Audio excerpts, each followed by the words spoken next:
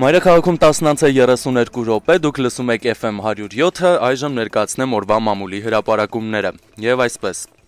Հայաստանի Հանրապետություն օրաթերթը գրում է, որ Հանրապետության կառավարությունը որոշել է սկսել հայկական ատոմակայանի երկրորդ էներգաբլոկի շահագործման նախագծային ժամկետի երկարացման գործընթացը։ Դրա անհրաժեշտությունը թելադրված է Հանրապետության էներգետիկ անվտանգության եւ անկախության ապահովման եւ Հանրապետությունը միջուկային նոր էներգաբլոկի թողարկման ժամկետների հաշվառման նպատակով։ Ատոմակայանի երկրորդ էներգաբլոկի արտոնագրի ժամկետն ավարտվում է 2016 թվականի սեպտեմբերի 1-ին։ Մինչ այդ անհրաժեշտ է մշտապես բարձրացնել էներգաբլոկի անվտանգության մակարդակը եւ զուգահեռաբար նաեւ իրականացնել դրա շահագործման ժամկետի երկարաձգման համար պահանջվող միջոցառումները։ Այս մասին նաեւ Հանրապետության նախագահ Սերժ Սարգսյանն է զրուցել աշխատանքային այցով Հայաստանում գտնվող Ատոմային էներգիայի միջազգային գործակալության գլխավոր տնօրեն Յուկիա Ամանոյի հետ։ Նախագահն ընդգծել է, որ ատոմային էներգիան Հայաստանի համար ունի կենսական նշանակություն եւ մեր երկիրը մեծապես կարեւորում է ատոմային էներգիայի միջազգային գործակալության հետ համագործակցությունը, այն համարելով Հայաստանի էներգետիկ եւ միջուկային անվտանգության կարևոր բաղկացուցիչ։ Ատոմային էներգիայի միջազգային գործակալության գլխավոր տնօրենը նշել է, որ գործակալության եւ Հայաստանը ունեն միասնական նպատակ՝ դա գործող կայանի անվտանգության միջոցառումների շարունակական ամրապնդումն է եւ նոր կայանի կառուցման շուրջ սերտ համագործակցությունը։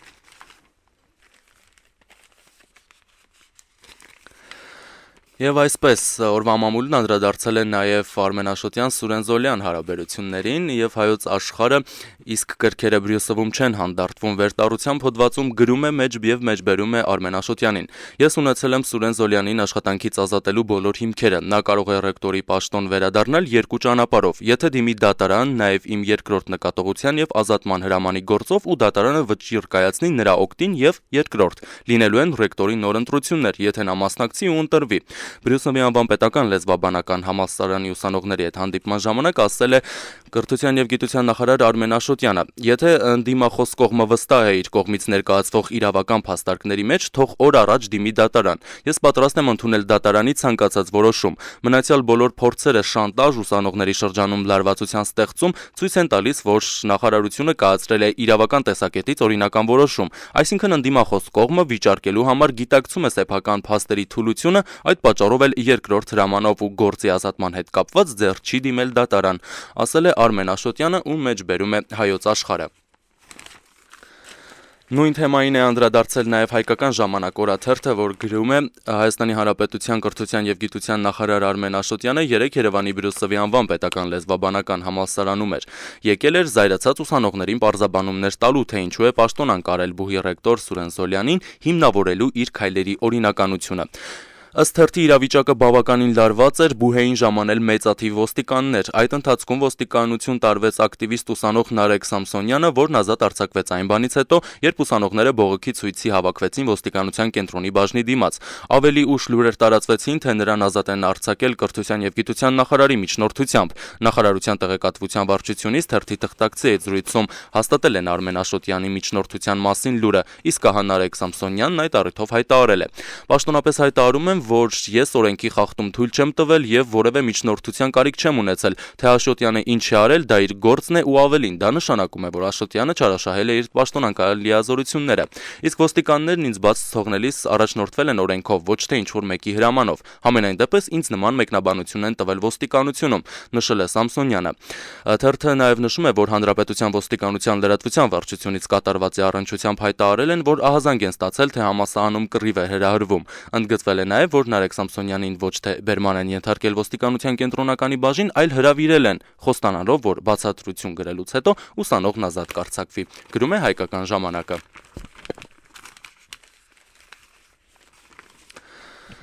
Առավոտ օրաթերթը գրում է, որ Հայաստանի Հանրապետության քրեական եւ զինվորական գործերով վերաքննիչ դատարանը դատավոր Հենրիկ Տեր-Ադամյանի նախագահությամբ երեկ լսել եւ ավարտել է պայմանագրային զինծառայող Սամվել Ավագյանի դեմ հարուցված քրեական գործով նրա եւ պաշտպանի վերաքննիչ բողոքների քննությունը։ Նախագահողը հրապարակել է այս տարվա մարտի 5-ին Սյունիքի մարզի ընդհանուր իրավասության դատարանի դատավճռի եզրափակիչ մասը, համաձայն որի արագացված դատաքննությամբ Սամվել Ավագյանը 3 ամիս կպահվի կարգապահական գումարտակում։ Ավագյանը եղել է Պաշտպանության նախարարության զորամասերից մեկի գազաէլեկտրաեռակցողը։ Անցյալ տարվա դեկտեմբերին նա հրաժարվել է փաստացի կատարել իր աշխատանքը, լինելով օրապահ։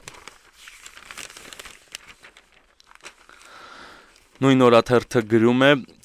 եւ մեջբերում է Գիտությունների ազգային ակադեմիայի նախագահ Ռադիկ Մարտիրոսյանին։ Ի վերջո ակադեմիայի աշխատողները մտավորականներ են, թե ոչ Գիտությունների ազգային ակադեմիայի տարեկան ընդհանուր ժողովի ժամանակ Գիտությունների ազգային ակադեմիայի նախագահ Ռադիկ Մարտիրոսյանին նման հարց է ուղղել գիտնականներից մեկը, ով հետաքրքրվում է նաեւ գիտական աստիճան ունեցողների հավելավճարով եւ թոշակով։ Մտավորական լինելը օրենսդրությամբ չեն սահմանում, արհեստավորն էլ կարող է մտավորական լինել, տեղից ասել է մեկ ուրիշ գիտնական։ Ժողովին ներկա Հայաստանի Հանրապետության նախագահ Սերժ Սարգսյանը խնդրել է հարցը հանել, խոստանալով դրան պատասխանել ընտրություններից հետո, թե չէ իմ պատասխանը կարող է նախընտրական քարոզչություն ընկալվել, նշել է նախագահը։ Առավոտ-ը Գիտությունների ազգային ակադեմիայի պատմության ինստիտուտի տնօրեն Աշոտ Մելքոնյանին հարցրել է, ինչ է մտածում գործընկերոջ հարցի կապակցությամբ ակադեմիայի աշխատողների մտավորական լինելու վերաբերյալ, որին ի պատասխան նա նշել է.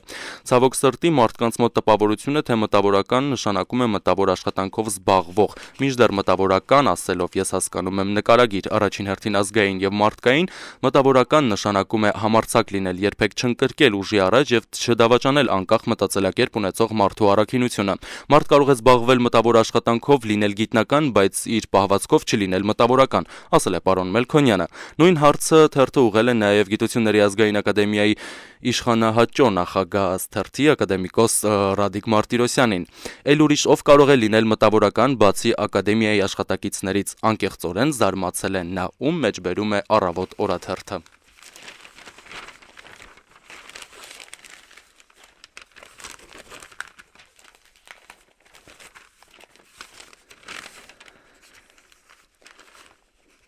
Ազգորաթերթը գրում է, որ վճարման պետական էլեկտրոնային համակարգի ներդրման եւ գործարկման մասին երեկ կառավարության ընդունած որոշման մասին լրագրողներին պատմել է կառավարության աշխատակազմի ղեկավար Դավիթ Սարգսյանը։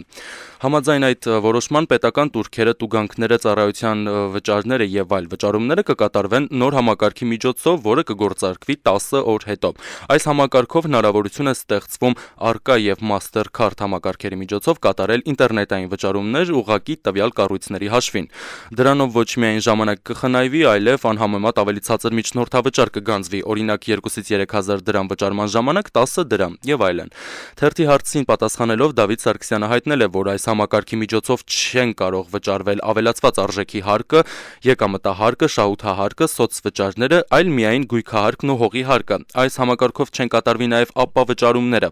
Ազգի մյուս հարցին, թե ինչպես է վճարման անդորրագիրը ներկայացվելու վճարողին, Դավիթ Սարգսյանը պատասխանել է, որ վճարման մասին հաղորդումը կուղարկվի վճարողի էլեկտրոնային հասցեին։ Նույն օրաթերթը գրում է, որ կառավարությունը երեկ որոշել է այս տարվա ապրիլի 30-ի աշխատանքային երկուշաբթի օրը տեղափոխել ապրիլի 28 շաբաթ օր պայմանավորված մայիսի 1-ին նշվող աշխատանքի տոնով։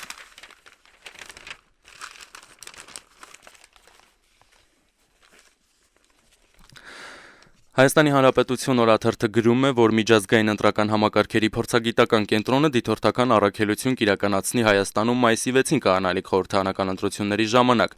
Ինչպես Armenpress-ին տեղեկացրել են կենտրոնից, դիտորդական առաքելության կազմում ընդգրկված են փորձագետներ Եվրոպական միությունից, ԱՄՆ-ից եւ Իսրայելից։ Առաքելության կազմում ընդգրկված են նաեւ տարբեր եվրոպական երկրների եւ Եվրոպական խորհրդարանի падգամավորներ, քաղաքագետներ, իրավաբաններ եւ լրագրողներ, ովքեր ընտրությունների դիտարկման մեծ փորձ ունեն։ Առաքելությունը գլխավորելու է կենտրոնի Արևելյան Եվրոպայի եւ ԱՊՀ երկրների գործով տնօրեն Ալեքսանդր Ցինկերը։ Դիտարկման արդյունքները պատվիրակությունը կներկայացնի մայիսի 7-ին Երևանում կայանալիք ասուլիսի ընթացքում։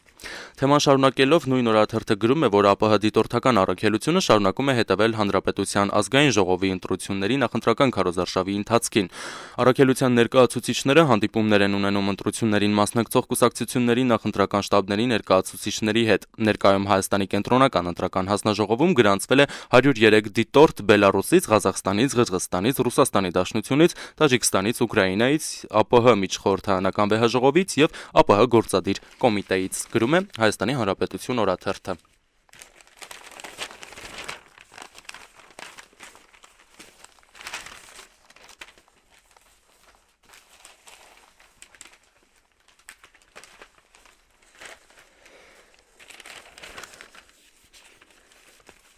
Հայկական ժամանակ օրաթերթը գրում է. ընտրությունների վերահսկողության միասնական շտաբի առաջին հայտարարությունն արդեն պատրաստ է եւ կհրապարակվի այսօր, հավանաբար շտաբի անունով բացված ինտերնետային կայքի միջոցով։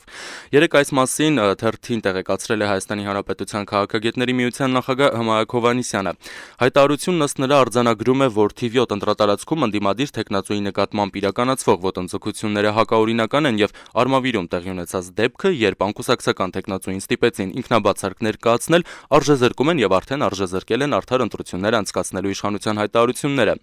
Իդեպ 3 տարբեր ԶԼՄ-ներով Ժառանգության ներկայացուցիչ Ստեփան Սաֆարյանը հայտարարել է, թե ընտրությունների վերահսկողության միասնական շտաբն ավելի շատ Ռոբերտ Քոչարյանի նախընտրական շտաբ է հիշեցնում։ Մեկնաբանելով Սաֆարյանի այս հայտարարությունը, միասնական շտաբի նախաձեռնող քաղաքագետ Հմայակ Հովհաննիսյանն ասել է. ինքը մտավախություն ունի, որ Ժառանգությունը շուտով կզղջա, կթակի միասնական շտաբի դուռը եւ ինքը լինելով խղճով մարդ, շտաբի անդամներին կխնդրի ետ ընդունել նրանց։ Գրում է Հայկական ժամանակը։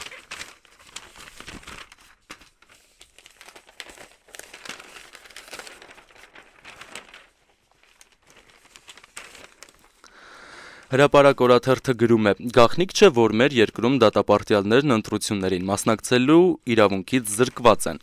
Մեջբերում եմ. շուտով կգլորվի 17-րդ տարին, որ ես բանտում եմ, սակայն իմ ցմահբանտարկյալ Մհեր Ենոքյանիս անունը 16 տարի շարունակ կա ընտրացուցակներում թիվ 2 ընտրատարածքում Նոր Նորքում։ Այս անգամն էլ բացառություն չէ։ Հետաքրքիր է, մայիսի 6-ին ում համար է իմ կեղծված նմանակը ձայն տալու, երբ ես Նուբարաշենի բանտում եմ։ Ամեն դեպքում, եթե անունս կա ցուցակներում, միգուցե թույլատրվի գնալ քվեարկության, մանավանդ որ մեր երկրում թույլատրվում է օրենք խախտել։ Մհեր Ենոքյանին մեջբերում է Հրապարակ օրաթերթը։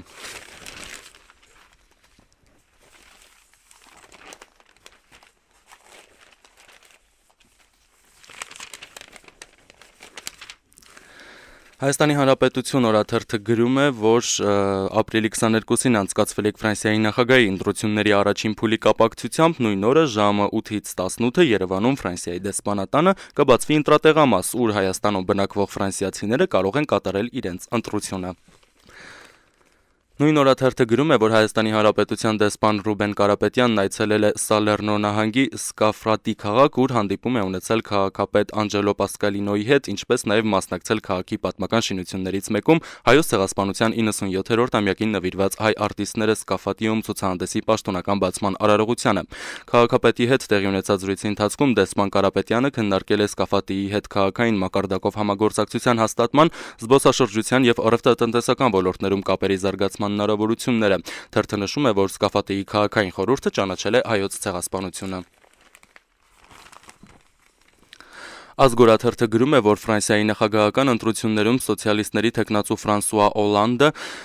շաբաթաթերթերից մեկին տված հարցազրույցում վերահաստատել է իր այն միտքը, որ Թուրքիան պարտավոր է ճանաչել հայոց ցեղասպանությունը, որպեսզի մի օր Եվրամիության անդամ դառնալու հույս ունենա։ Այն հարցին, թե կողմնակից է արդյոք Եվրոպական միությանը Թուրքիայի անդամակցությանը, Օլանդը պատասխանել է. Եվրամիությունը Թուրքիային շնորհել է անդամության թեկնածուի կարգավիճակ, անհրաժեշտաբար դա կլինի երկարատև գործընթաց, որը չի ավարտվի առաջիկա հնգամյակում, քանզի խոչընդոտները շատ են։ Թուրքիայում պետք է վերջնականապես ամրապնդվի ժողովրդավարությունը, պետք է լուծվի Կիպրոսի հարցը, թուրքական իշխանությունները պետք է ընդունեն հայ ժողովրդի դեմ կատարված ցեղասպանության իրողությունը, նշել է Ֆրանսուଆ Օլանդը։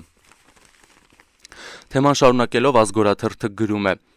հայ-թուրքական հաշտեցման նոր նախաձեռնություններ ԱՄՆ-ում։ Երբ հայատյացությունը պոռթկում է ապրում թուրքական հասարակության մեջ, թուրքական պետությունը խթանելով այդ պոռթկումը հակահայկական նոր քայլեր է ձեռնարկում, իսկ պետական եւ կուսակցական գործիչները հայերի դեմ թշնամական ելույթներ են ունենում եւ հատկապես մոտենում է ապրիլի 24-ը, անպայման ասպարեզ են իջնում պաշտոնական Վաշինգտոնն ու ամերիկյան այսպես կոչված քաղաքացիական հասարակության կազմակերպությունները։ Նրանցից առաջինը պաշտպանության տակ է առնում Թուրքիային, իսկ երկրորդը ինքնուրույն նախաձեռնությամբ կազմակերպում հայ-թուրքական հաշտեցման միջոցառումներ գործընթացի վերլուծելու հեռագնա նպատակով։ Թերթը գրում է, որ հատկանշական է, որ հենց Վաշինգտոնն ու ամերիկյան այս կազմակերպությունները ողջամտորեն միշտ շրջանցում են ինչպես հայատյացության թուրքական դրսևորումները, այնպես էլ դրանց պետականորեն խթանումը, որպեսզի հանգիստ խղճով հավասարության նշան դնեն մարդասպանով հիացող թուրքական ոհմակի եւ հայ ժողովրդի միջև։ Իսկ ԱՄՆ-ին, որն էլ հանդես է գալիս Հայաստանին Թուրքիայի, իսկ հայերին թուրքերի հետ հաշտեցնելու նախաձեռնություններով, որ կանխարգելի հայոց ցեղասպանության միջազգային ճանաչման գործընթացի ծավալումը, մանավանդ որ նա Սիրիայի հարցում Թուրքիայի կարիքն է զգում, գրում է Ազգորաթերթը։ Այսքան ենք նախատեսել օրվա մամուլի հրապարակումներից, հիշեցնեմ, որ մամուլի տեսությանը կարող եք հետևել Arm Radio-ի եթերում, ինչպես նաև համացանցում, YouTube-ում, Facebook-ում եւ Twitter-ում, փնտրելով Arm Radio FM 107